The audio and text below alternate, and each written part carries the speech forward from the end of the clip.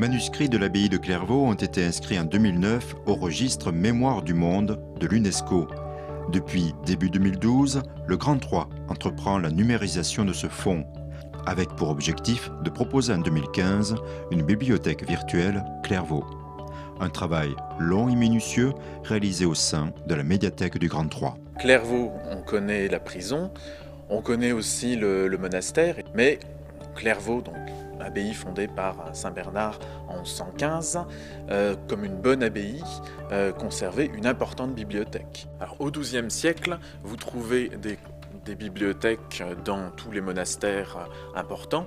Même dans les petits monastères, un moine a besoin de disposer d'une Bible et de quelques textes de base, notamment les manuscrits liturgiques, pour pouvoir prier.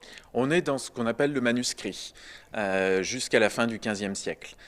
Donc ce sont des copistes qui copient à la main ces manuscrits, principalement des moines au cours du XIIe siècle.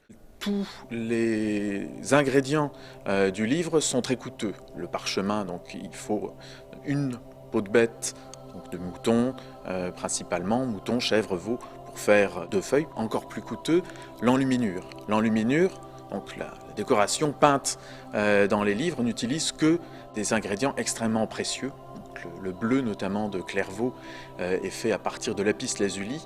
On peut estimer qu'il y a, à la fin du XIIe siècle, peut-être 300-350 manuscrits à Clairvaux, ce qui en fait une des plus grandes bibliothèques de l'Occident. La collection continue à s'enrichir au cours des XIIIe, XIVe siècles. Aujourd'hui, la bibliothèque entreprend de numériser ces 1100 manuscrits, donc les 1000 qui sont à Troyes, la centaine qui se trouvent dispersés en Europe, pour les rassembler en une seule bibliothèque virtuelle et les rendre accessibles, consultables, intelligibles de la France et du monde entier. Ici, on se trouve dans la réserve précieuse, le Saint des Saints, où sont conservés les manuscrits de la bibliothèque de Clairvaux. Ils sont conservés ici pour des raisons de sécurité, bien sûr, mais essentiellement aussi pour des raisons d'hygrométrie et de conservation. Donc les manuscrits de Clairvaux sont répartis sur 6 travées. Voici les premiers, ils sont classés par format, les plus grands. Il nous reste des couvertures d'époque en cuir, des couvertures parchemin. Et bien sûr, il y a eu quelques couvertures qui n'ont pas résisté au siècle, qui ont dû être restaurées.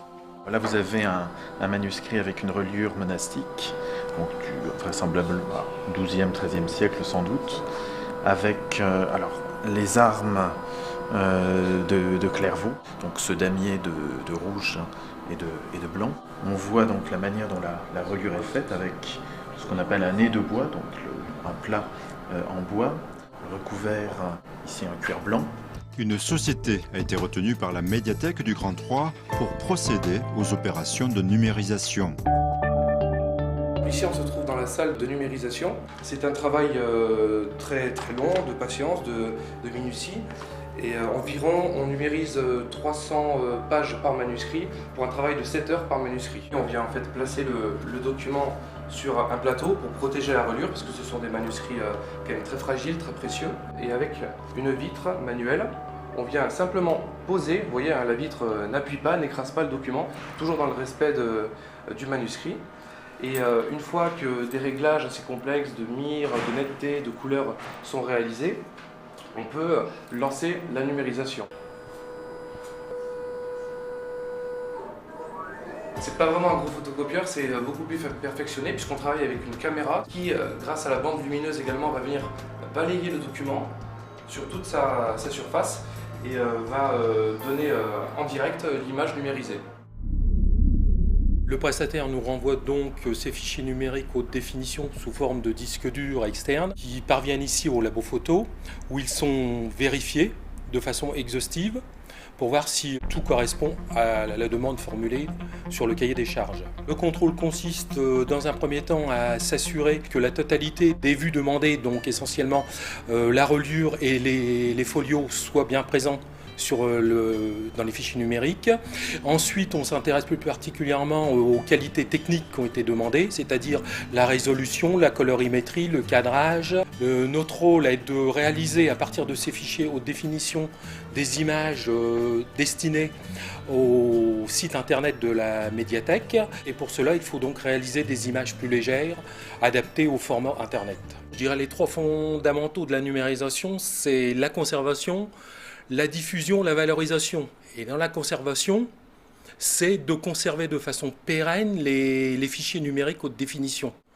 Puisque le but, c'est de se servir ensuite un minimum des documents originaux, c'est de les préserver. En l'occurrence, là, le Grand 3 met à disposition des solutions informatiques pérennes pour stocker ces images. Les chercheurs vont trouver l'accès, la possibilité de consulter dans leur intégralité ces 1100 manuscrits avec une excellente qualité de couleur, une excellente définition qui leur permettra de zoomer, qui leur permettra de travailler aussi confortablement sur nos manuscrits depuis l'Australie que s'ils les consultaient dans notre salle de travail.